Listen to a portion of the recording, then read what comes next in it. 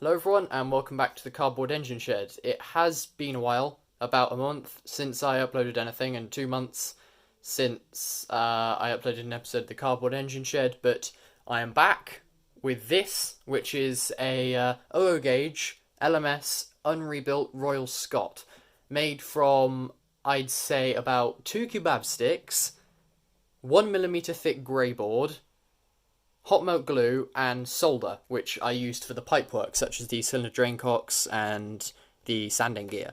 So I built this engine from drawings from a book which is titled Historic Locomotive Drawings in 4mm scale, I believe, which is full of, I'd say, roughly 60 different locomotive drawings, well, gauge locomotive drawings, and I decided to pick the Unrebuilt Royal Scot. It is my first scratch built, well, it's my first greyboard gauge locomotive, so I'm not that experienced with it. Of course, if you do have any, I suppose, complaints or things to say about this engine, then please do say them in the comments, because it might help me improve next time I build an gauge model.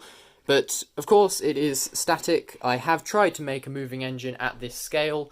I did. It had coupling rods, and it ran alright, but it was the connecting rods and coupling rods especially were very bulky and looked rather horrific, if I do say so myself. So this engine is static, and probably all the engines I build in OO scale will be static. But this one is, yes, incomplete, no brakes, no handrails or pipework on the boiler, and of course the cab detail. I've done the reverser, which admittedly is like way too far back.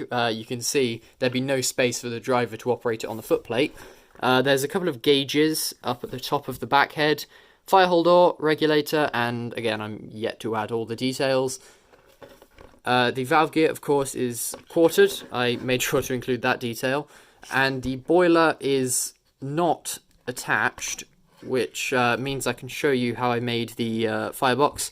So, of course, this does have a bell pair firebox, and I don't really know how to describe the shape of it, but it has this square casing around it, and you can see the gaps either side. So that was interesting, but I do coat all my boilers. I made this boiler from grey board and card, and coated it in more card, just to give it this nice smooth finish.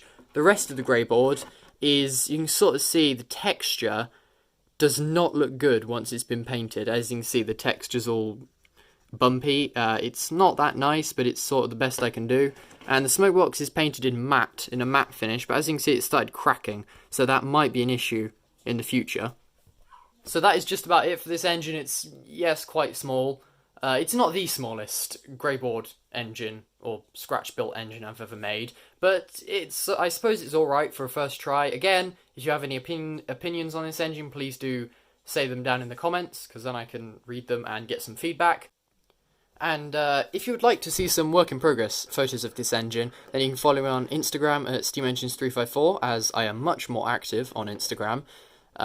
So I hope you enjoyed, and thanks for watching.